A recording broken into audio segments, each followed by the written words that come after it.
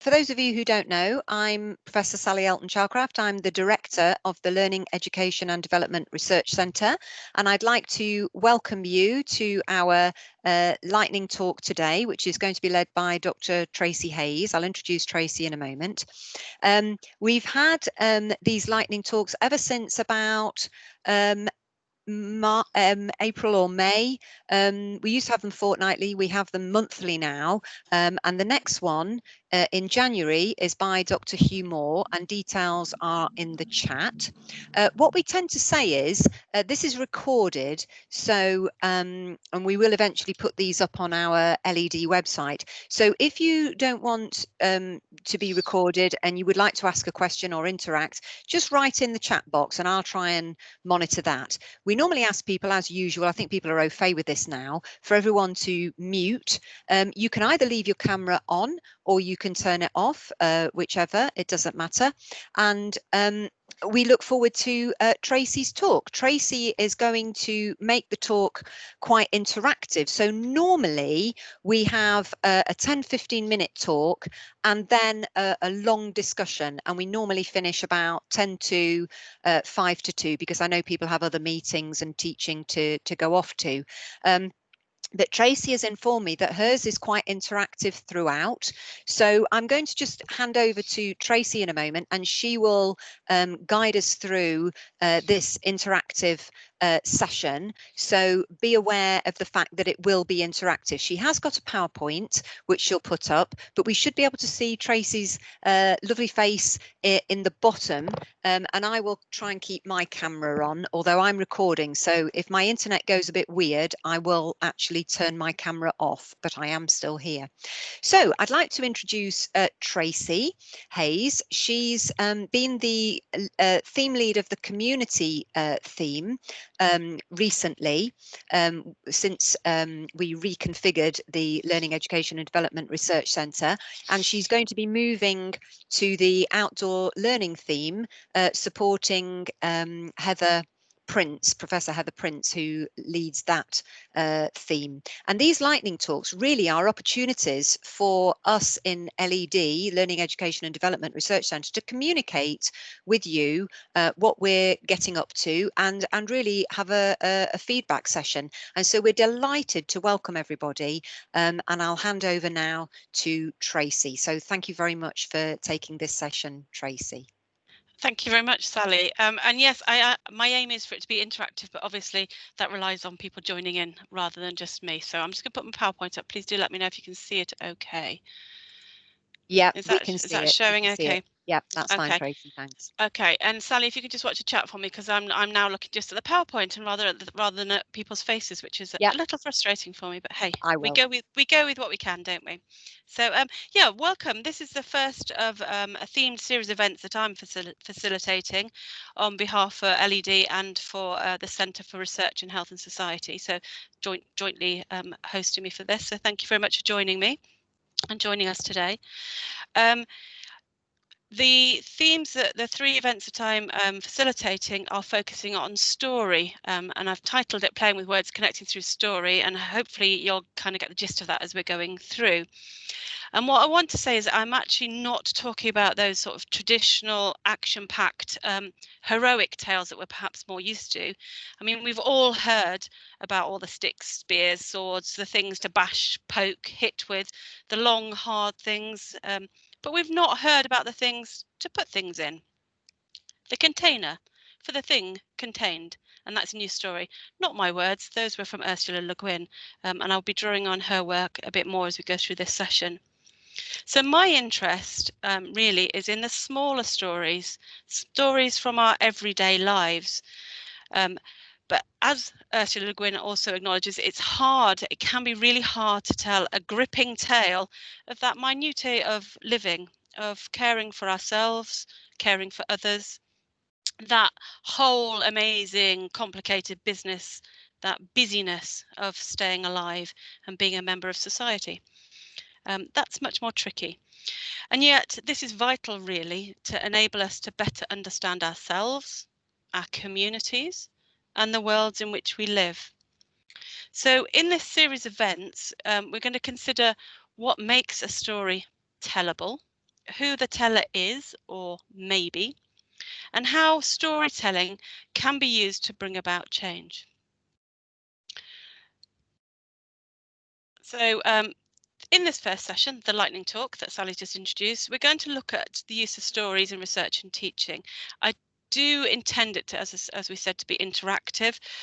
So the idea is that I will tell you some of mine and you'll tell me some of yours and we'll share some stories. We're going to take it in turns. And I love this quote from Gordon MacLellan, who I should say has another name he's known by, which is Creeping Toad. So he tells a lot of stories around nature and engaging with our natural environment. And I love this quote. I've used it a lot over the last couple of years, but it's probably more likely a couple of decades, to be honest, certainly since 2007. So all our explanations can be seen as stories, whether we call them myths, legends, fables, they're all stories. And that's as true as whether we're scientists, whether we're drawing from other disciplines, geographers, whatever our disciplines. We can make connections through sharing stories. Through effortful listening, we can nourish different forms of engagement and careful witnessing in the comprehension of others' experiences. And sharing stories really is arguably the most important way we have of communicating with others about who we are, about what we believe, about what we are doing and have done, about our hopes and our fears, about what we value and what we don't. And we can learn about, make sense of our lives by telling the stories that we live. And we learn about other people's lives by listening to the stories told by others. So starting with you, I'm going to pass it back to you. As I said, I want this to be interactive. So I've been writing, research and talk about my work for very many years. And I begin most of my presentations, written ones as well as oral presentations like today, by inviting people who are with me to reflect on experiences that you've had. So today I'm going to ask you to reflect on stories that you've had, experiences that you've had using story. And I'd like to invite you, if those of you that feel comfortable to do so, to share your experience of having used story either in your teaching or in a research setting. Now, if we were all together in the room, which we would all, I'm sure, love, and I feel like I've said that, it's an overused phrase really from 2020. I've said it far too many times. I do wish we were in the room together and then you could talk in pairs and then share. However, let's please just give it a go anyway. And I would invite you to unmute your mic, and if you have a short story you'd like to share from either teaching or research, I would really welcome you joining in now. And I'm going to come across to where I can see your faces because I can't see faces at the moment. So who would like to share a short story from something that they've done? I'm happy to share a story, Tracy. Thank you, Margaret. That would be lovely. Thank you. I actually wrote this story for a writers group that I'm part of. And it taught me quite a lot about my relationship with one of my brothers. So it's called Youngest in a Spin. It was a bright, sunny, crisp day in Ada, Minnesota, a world away from my birthplace, Arbroath. I was 5. I was wearing white ice skates. Mum and Dad didn't often buy us expensive presents because there wasn't much money to spare. I don't know to this day how, but they managed to afford 3 pairs of leather ice skates. Maybe in Minnesota in those days, the late 1950s, they weren't expensive, who knows? I felt like a ballerina in my white skates. My skates were white as white, they sparkled, but not a sequin in sight. They kept telling me I was a tomboy and good at falling over, but I could skate. Alex and John's were leather too, so they're the names, they're the fictitious names of my brothers. They were black and brown. I was always different. I tried to fit, but I never seemed to find a way that lasted. I didn't fight with fisticuffs like they did, nor did I play baseball. There were other children on the ice just like me. They were gliding along without a care in the world, feeling the bitter cold fresh air on my face. Even now, I love that feeling on crisp, cold days in midwinter when my cheeks glow and my hands feel cold on the touch. Bitter cold like you don't often feel in Scotland, because it wasn't Scotland. It's important for me to tell you that, because I didn't know where I belonged, but it wasn't Scotland until later. My ice skating world was mine. I can only recall the mumble of voices that ebbed and flowed through my reverie. Magic. Spin, wobble, pain as I tumbled onto the ice with a thump. The world skidded as I skidded out of control onto my posterior. As I wriggled and grappled to regain my balance, now my body ached. My struggle for control was in vain. I hit the snowbank at the outer side of the rink. In the midst of it all, I heard laughter. I felt anger well up and tears pricked my eyes. Quickly, I whipped them away, put on a forced smile and pretended to laugh despite the humiliation and agony of the heap I ended up in. Alex's face bore down on me, roaring and laughing, shouting, "Did you see that? I got her." She went into a spin and wobbled down with a crash. Cackled my middle brother, who was supposed to be looking after me on the ice. My mum was standing at the side of the rink, reacted with laughter, or so I thought. Alex seemed to have a knack of getting her to laugh, whatever. The part of this recollection that shouts out to me in the new millennium is the part about what he said. "Did you see that? I got her." In my mind's eye, the sun went in and the sky turned dark, like a dense black shadow that floated across it. Suddenly, my world went from safe and sunny to dark and scary. What happened to bright, sunny, and crisp? Wow, thank you very much for that, Margaret. So many points. I now want to pick up and have a conversation with you. So I'm just going to say I'm looking forward to our next doctoral supervision, because I want to explore that in much more detail. And yeah, thank you so much for that. So how does it feel sharing your story in this way, Margaret? It feels a bit scary, but it also feels great. I feel like it's letting people into my world when I was small. And it certainly resonated with me. I have two big brothers, and there's certain experiences I think we might have in common there. So thank you very much for that. Thank you, Margaret.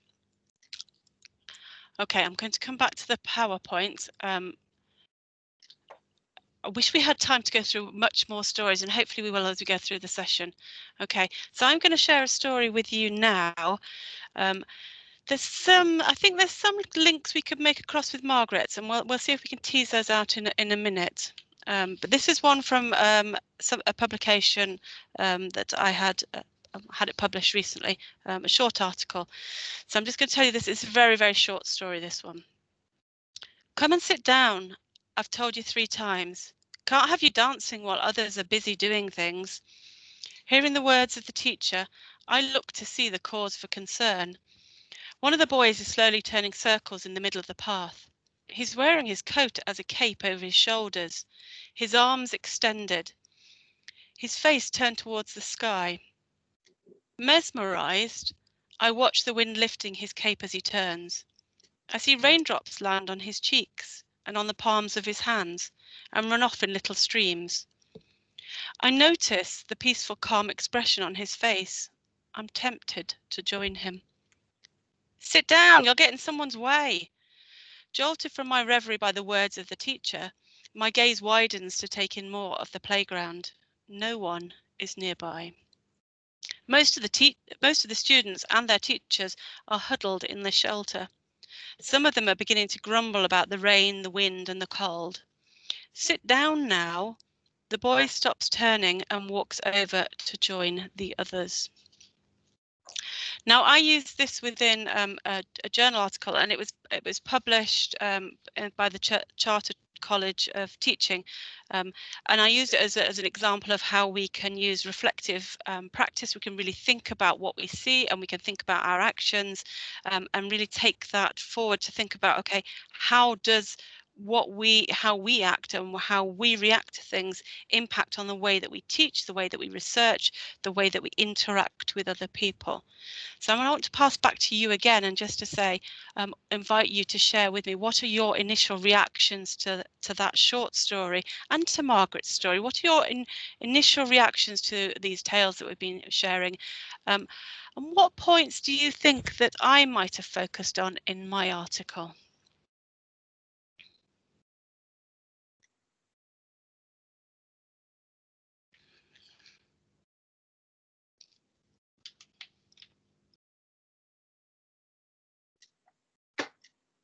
Thank you, Heather. Yes, to introduce scientific investigation, fantastic. Really, really good way of doing that, whether we tell a story, whether we share it from our own experiences, or whether we share it from a storybook, can be really good way into scientific investigation. Thank you very much for that, Heather. I think Liz Bates had a comment in the chat a bit earlier as well, Tracy. Do you want me to read it out? Just trying to find where. Yes, or Liz, do you want to join in? That'd be nice. It wasn't in reference to the bit that you've just asked, though. Sorry, Tracy. It was a bit before. I was just saying that I don't really know if it counts, because I feel like I'm the least creative person ever. But I use, when I'm talking about my research area, which is male victims of domestic violence, I find that when I talk about the numbers, and I talk about the trends, and I talk about the prevalence and stuff, that it means something, obviously, when you talk about the numbers. But to be fair, I felt like when I tell the stories of individual people, not obviously naming them or anything, but just sharing the actual details of how it affects individual people, it's almost like that story or that narrative carries a lot more weight, because they can kind of almost apply it more to thinking about actually that person behind it, if that makes sense. Absolutely, yeah, and I think you are a very creative person. I think you're doing yourself a disservice there, Liz. You are creative, and the way you do that, absolutely, it brings it to life, doesn't it? And it shares a story. It makes it personal. But if you've done it in a scientific way, it's also objective, really, in that you've got that distance. You know, people can't be recognized from it. So you're doing it in a safe way, but it allows people who are hearing it or reading it to actually see it as a real person. There is somebody that is there. It isn't a number, it isn't statistic. It's something that could happen to other people. You can resonate within it a different way. So yes, thank you very much, Liz. It absolutely does count. Yes. Thank you. Can I just add something as well, though, because related to that, I made a little video with some of the quotes that were from my research, but I had men at work that I just randomly knocked on doors and asked them to read out the quotes for them. And what I found was that I think it's more powerful when it's spoken, and I'd say that's what I've just felt from you and Margaret reading your stories there. I think hearing them in my participants, it's obviously not their own words, but hearing it in a man saying it out loud like that seemed to carry quite a lot. So like it being spoken rather than written, I think has been quite powerful for me. Thank you very much, Liz. I totally agree with that. And I think that really draws on where stories come from. Stories come from an oral tradition. You know, they predate our ability to make marks on paper or even make marks on cave walls. You know, it's kind of how we communicate with each other and pass on that information. So thank you very much for that, Liz. Margaret, so you've put something in there. What would you like to just say what you've put in the chat box? Is that okay? Absolutely fine, because you mentioned about coming out of your reverie, which I had also mentioned in mine. And what I was thinking when I thought about, hence the second comment is, it's like you're moving out of your own world into the world around you. And that seemed to happen around the same time that the teacher told the boy to then, you know, to kind of, I can't remember the exact words, but it was about stopping what he was doing and go and join everyone else. And yet, to me, that was the magic. That was the bit in the story for me that was magic. And I think what I'm thinking about, what happens listening to your story, is that I'm responding to it from my world, but I'm feeling I make connections with what you're observing in your story, and even the character of the child and the nature of the culture or the influences around the child in that school setting. I think that's... Yeah, thank you, Margaret. Yeah, thank you. It was quite a jarring moment for me, because his movements were quite hypnotic, and I did go into a real reverie around it, and remembering being at school and not necessarily quite such a peaceful moment, but sometimes putting my anorak over my shoulders and pretending to be Batman running around, and then doing it again with my children, who just stopped and looked at me and like, "Aren't you too old to be doing that now, Mum?" I'm like, "No, I'm never too old to do it, and I'm still going to do it now next time I see them." You know, and it was that playful moment, and then being told to stop that to come and do what everybody else was doing, but everybody else was doing nothing, and they're sitting there keeping out the rain.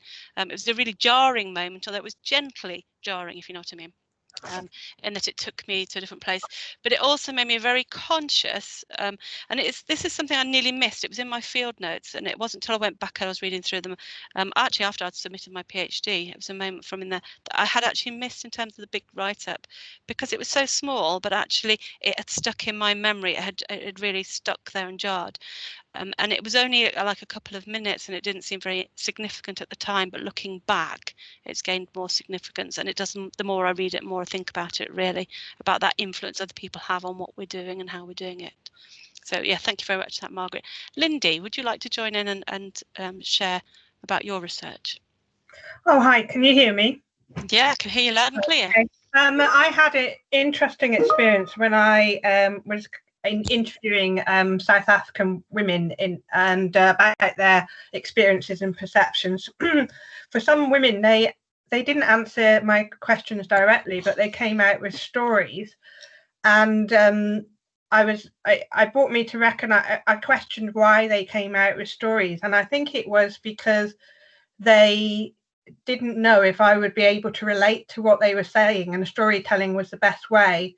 So I had one person who told me about her experience of having to beg for 2 pence to be able to get on the bus to get to university. And she went on to say that her car had been stolen, her books had been stolen. And then she went on to say about the kindness of people who helped photocopy books for her, and the person who lent her 2 pence to be able to get onto the bus. And she was talking to me what it was like being in poverty, being under risk of danger, being a lone woman stood at a bus stop, and how people related to you as poverty, and how important it was for people to recognize poverty, but not to pity, but to help. And that was a really powerful story that she told me. Yeah. You know, I was viewed as they viewed me as being quite a rich person because I came from Great Britain, and that was so that was really tough for her to tell me that story. Yeah, and rather than answering a question directly, adding the story, and that enables her to add context, and draw you into her world a little bit more as how she was experiencing it, whether she does that consciously or unconsciously. So yeah, thank you very much for that, Lindy. Yeah, well, she said to me after, she said, "I told you those things because I knew you would listen." And I thought that was interesting that she was saying about trust, you know, the trust you need to have to be able to tell a story. And she had met me a few times, and she was telling me that she trusted me to, and it was important for people to hear a story. And that's why she had told me the stories instead of directly answering my questions. And yet, by telling your story, she does answer your questions. You know, it's a wonderful way. And you hit on some really important things there. Number one, trust. There has to be that trust, because actually, if we're sharing the story, especially something around vulnerabilities, poverty, things where, you know, that mean a lot to us, we're making ourselves vulnerable. So you need to have trust that the person that's listening to you is going to listen. And they're not going to bat you away, and they're not going to come back and go, well, that's very interesting, but actually, now will you answer my question? It's about that active listening and really thinking about it and going with the flow of the story. And as any of us who've used it within research methods will probably agree, it takes a lot longer. It's certainly a lot longer than filling in a questionnaire or a survey. You know, you've got to really take that time to build the trust and to work with it and to do it. I think she understood the power of telling a story to someone else who may never be in that situation themselves, and that was what she wanted to say. She said, "I've come to tell you things," and that places a lot of responsibility on you as Yeah. the person hearing that story, because actually what she's doing is she's gifting you her experiences, her story, to share with other people, and it leads on to sort of lots more, which I'm going to come to a bit more in the session. It's almost like we rehearse this, Lindy, and I just want to say to everybody, we haven't. This is just what happens when we start talking story. It is that those kind of ethical approaches that we take to it when somebody gifts us a story. What do we do with it next? Whose story is it? Yeah. Yes. Is it still their story, or does it become your story? Is it a shared story? Is it, what is it? Yeah. Yeah, and it's also the ethics about if you know is do you have the right to tell that story to someone else, or does it remain private? It's not always easy to know, is it, Lindy? No. You know, and we don't walk through life with a bag full of consent forms and information sheets. So there's a lot of thinking that we have to do, a lot of reflecting as we go through it. So Tracy, there's two comments in the chat box, one from Hannah and one from Paula Moses. I don't know whether you want to bring them in at this moment or a bit later. I think so. Let's go with the flow there now. So Hannah, we come to you. Yeah, it was in relation to that jarring feeling of, well, you were talking about a moment in a story moving from your world into another world, or seeing that happen to somebody else. And this morning I was in a strategy session on food and health and things. But there was a visioning, which I've done before, and it was so imagining you sort of create your own story about what 2030 would look like if you were walking through somewhere and we had vibrant, healthy food systems. And then once we had done that visioning exercise for about 15 minutes, we then moved into, right, so what actions do we need to take in the next 7, 5 and 2 years to lead up to that vision? And it was just a reflection on people found it quite jarring to move from the dreaming, imagining what it could be like, to then have to think about practical actions, and changing from being in that what if space, like that the book I introduced to you by Rob Hopkins. So if we ask what if questions, it opens up a lot more doors potentially, but then people having to think about ways to overcome barriers. I think a lot of people just said that they found it quite jarring and quite difficult to switch between those two spaces.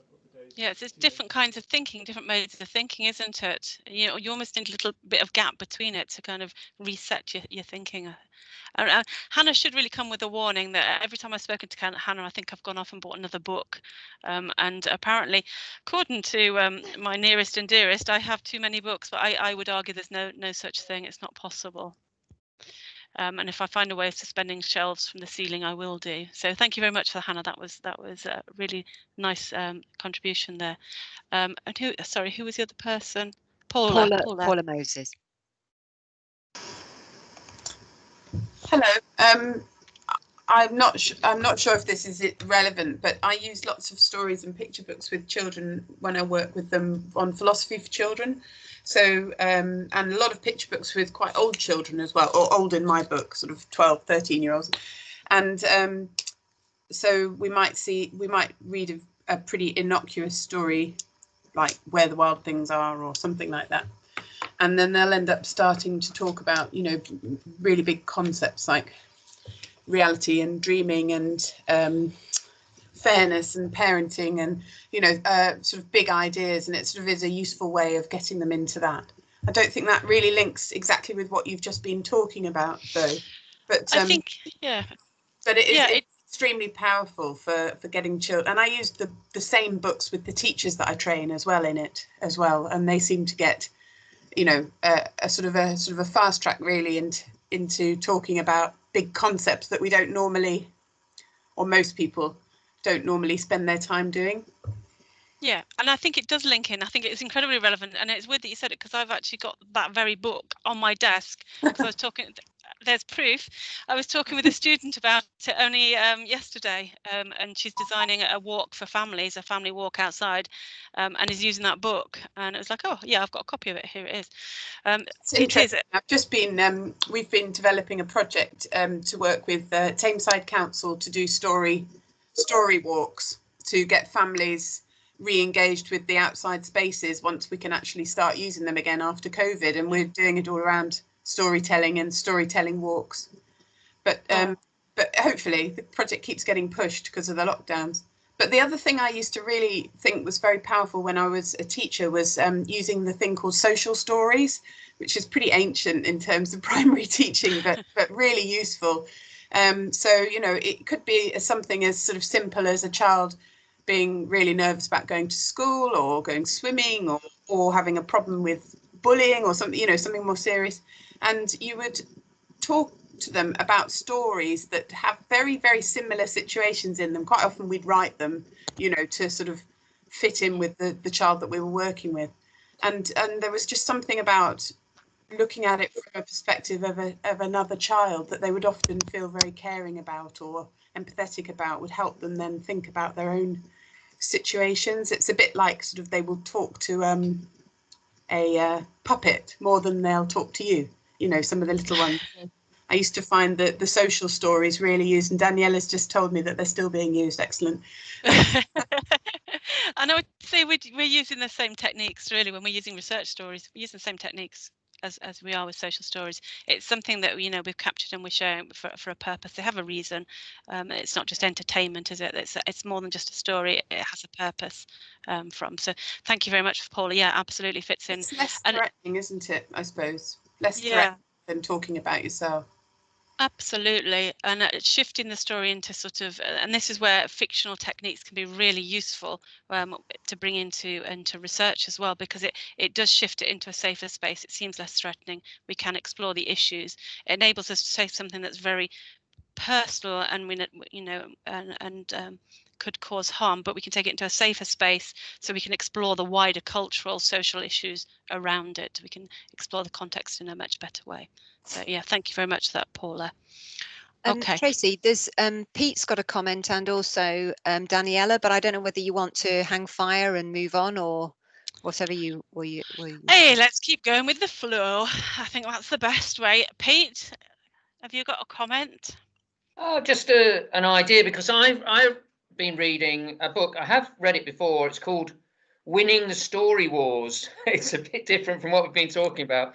It's basically about narrative marketing. It's about branding your product to make the customer the hero. So, for example, if I wear my Nike trainers and I can say, all of these trainers were made in fair wage, good condition factories, you know, then I kind of become a hero, you know, like buying recyclable something, you know, or organically grown something, you know.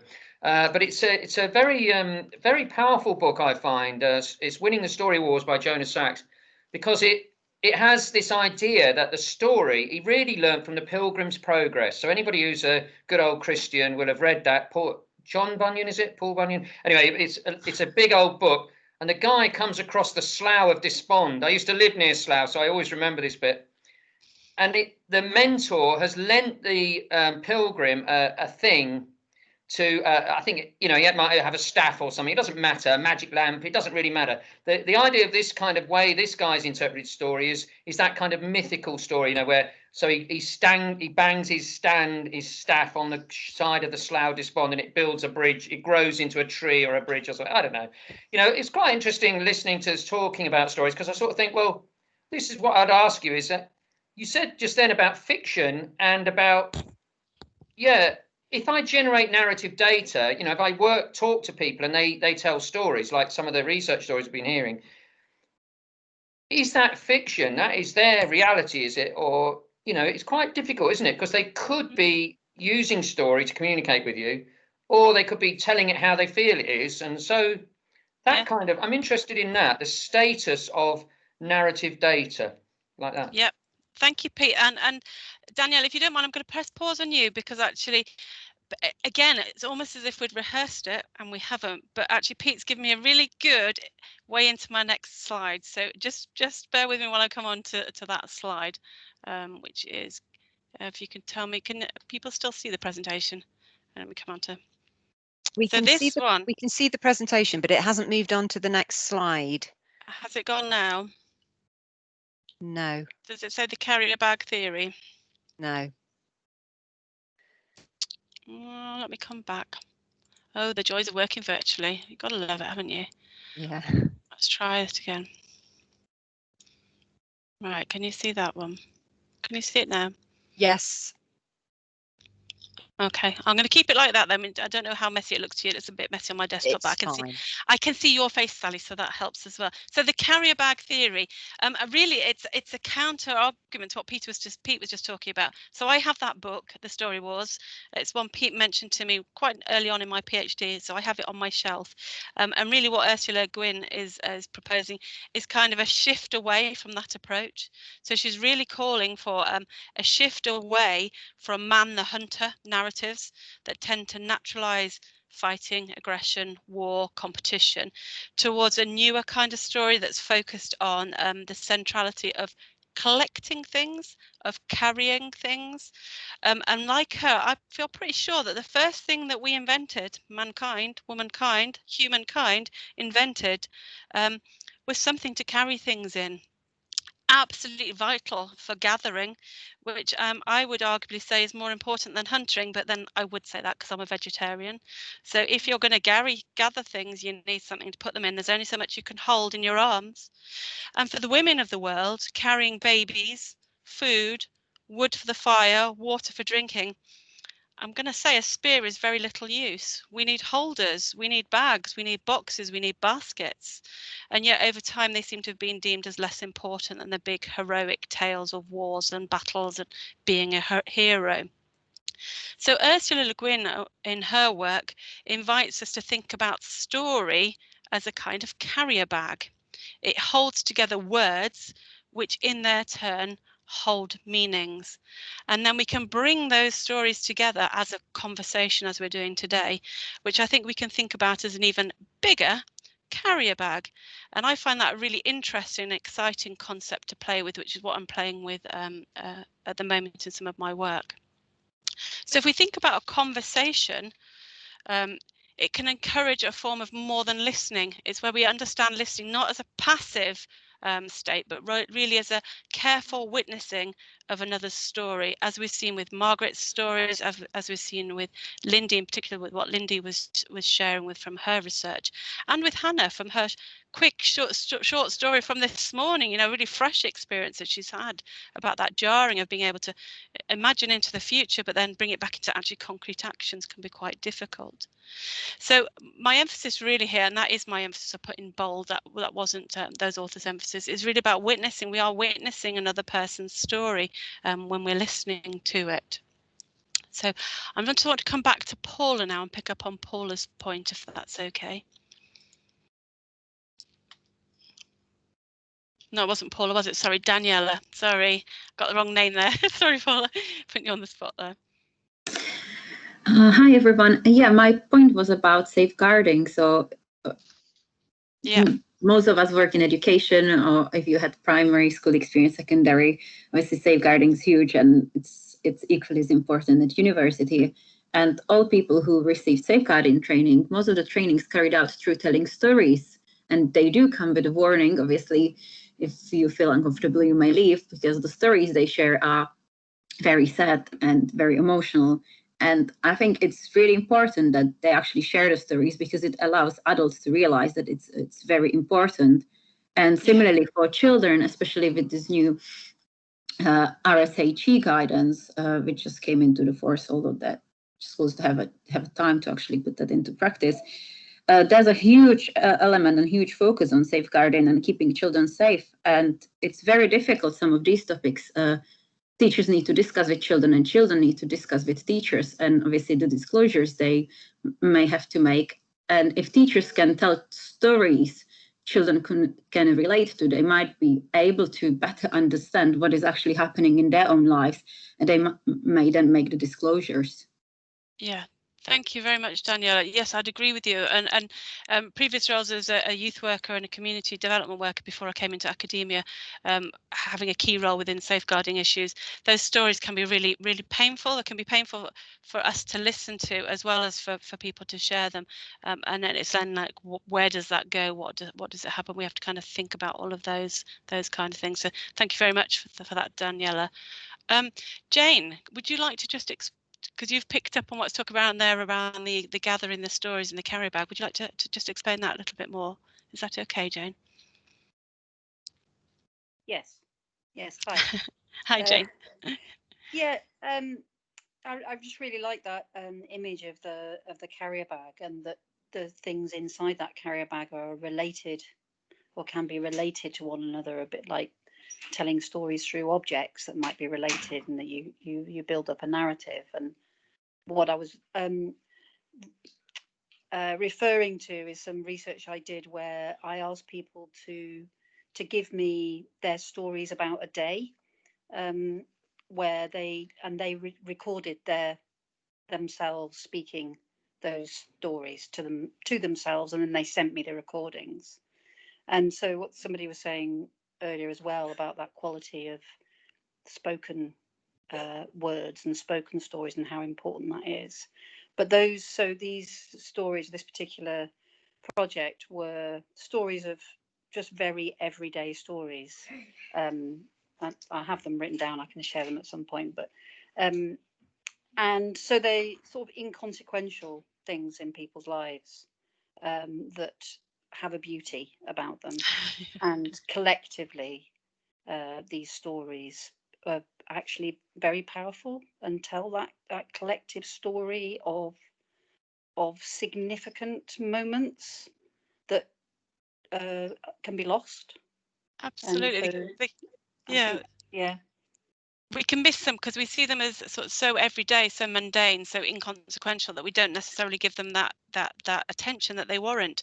As happened with my story, it wasn't until I went back to it.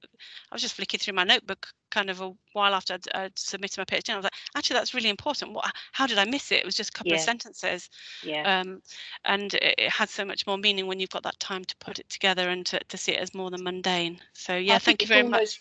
Yeah, it's like those observations that you make or thoughts that you have while you're watching somebody else or you're listening to something, and unless you capture it at that point, it's gone and you've missed it. And it could be a really wonderful insight into something that somebody's said or done, but unless you record it at that point, it's so easy to miss it. And you said it could be just a word or a sentence, and it can have huge significance in your research.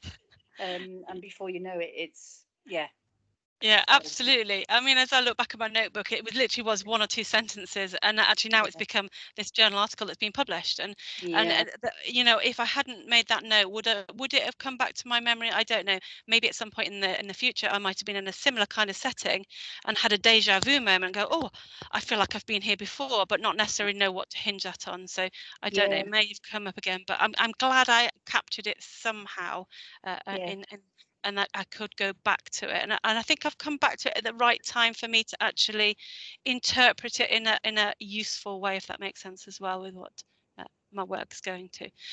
Johnny says, thank you very much for that, Jen. That was fantastic. Thank you.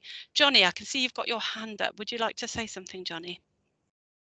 Yeah, I was just when you talked about the carrier bag and stories carrying things. I was thinking about.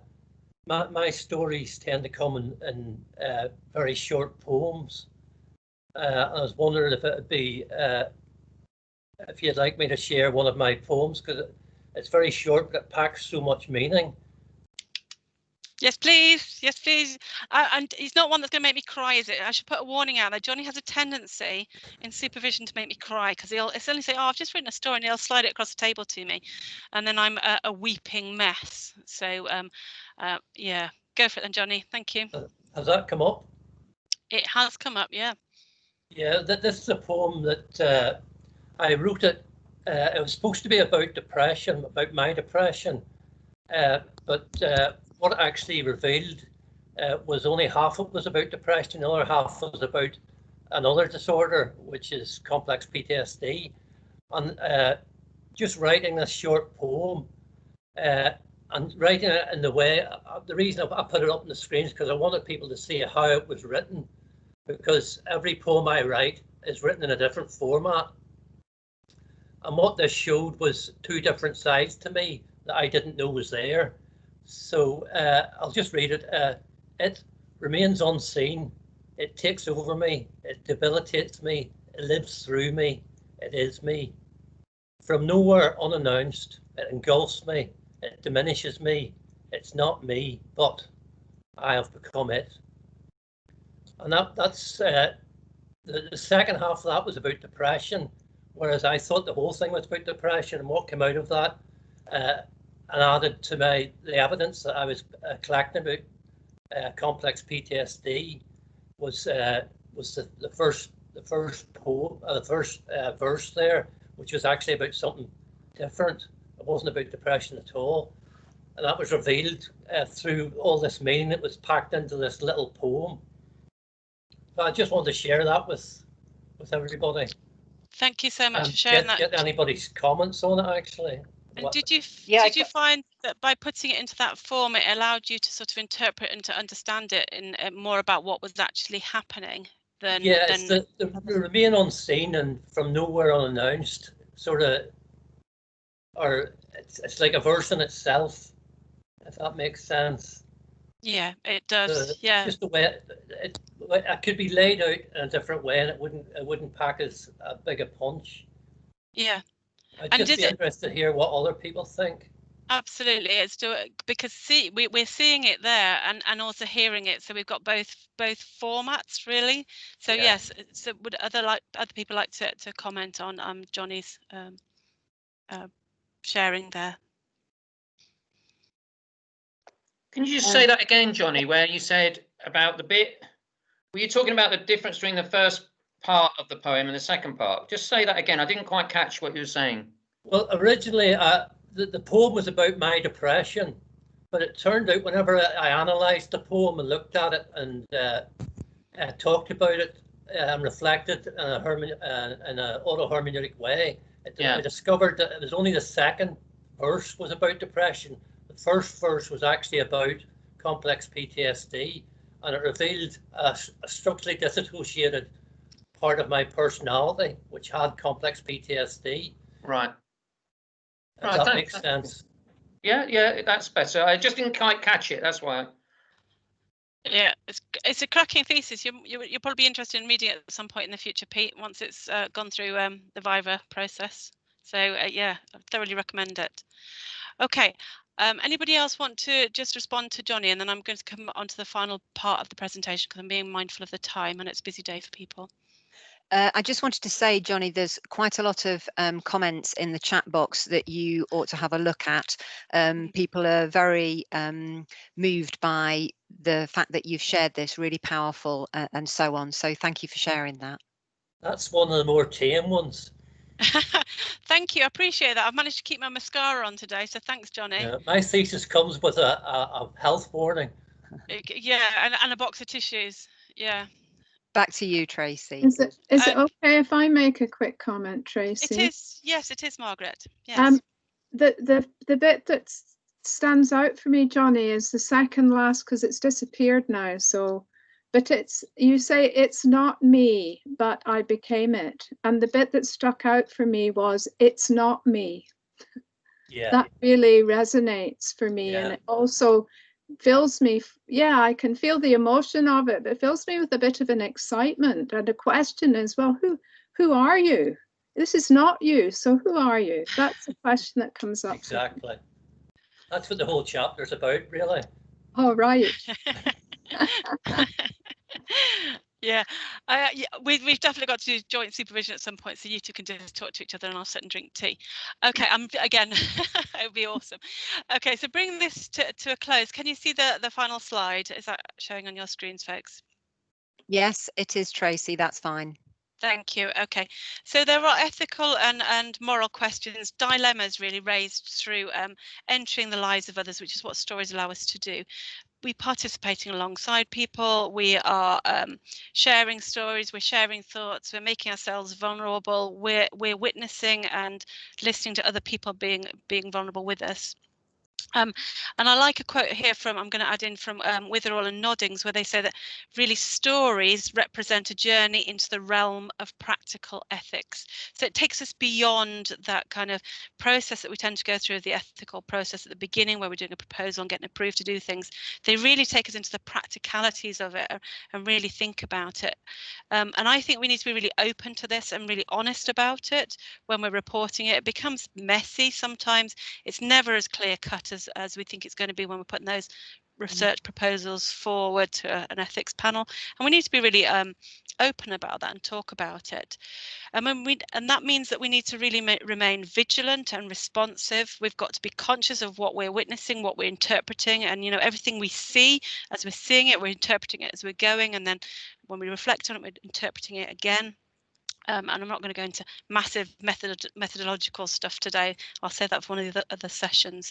But we need to be really careful, really aware that actually that messiness is really inherent when we're researching with other people, and we should really be be open to talking about that. So as researchers, or we might be quite nervous, or we might even avoid drawing on fiction and fictional techniques when we're using when we're doing our research. So we might kind of start, as I did, I started with creative non-fiction, so I looked at the methodology behind that, but I'm becoming more and more embracing of the fictional techniques. And I think that is something that's been happening across the academia, where we've gone from Ursula Le Guin's work, where she's really talking about these are techniques for creating a fictional world. She imagines new worlds in the future, more sustainable, more compassionate worlds. And her work has been taken up by people like Donna Haraway and become more of a methodological approach as well. And as I said, I'm going to want to look at that more in the next sessions coming up. But we might kind of be a bit wary about using those, because we might be conscious that we don't want to be seen as unscientific, we don't want to be seen as unscholarly, we don't want to be seen as lacking in criticality or analysis, which certainly I've been very conscious of as I've been sort of developing this approach over the last few years.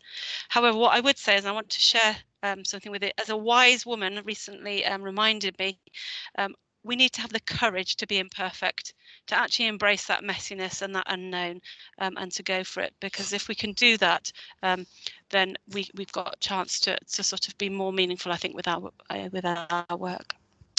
So we've got 2 more events coming up in this theme series. Details are coming out. You can book onto them.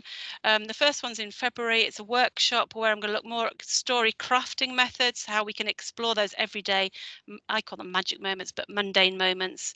There's kind of elusive elements. How can we capture them? How we can craft them into a story that has impact and influence and meaning. And then on 21st of April, we're going to have a symposium, a half day, where we'll come together to sort of tell some small stories from every day. And I'm delighted to say I've had people come forward to join me on that symposium. So it's shaping up to be a fantastic day, and I'll share more in due course. So references from this talk are available on request. And if you would like to continue the conversation, hopefully you can see that's all my contact details. I would love to hear more from you all. I'll pass back to you, Sally.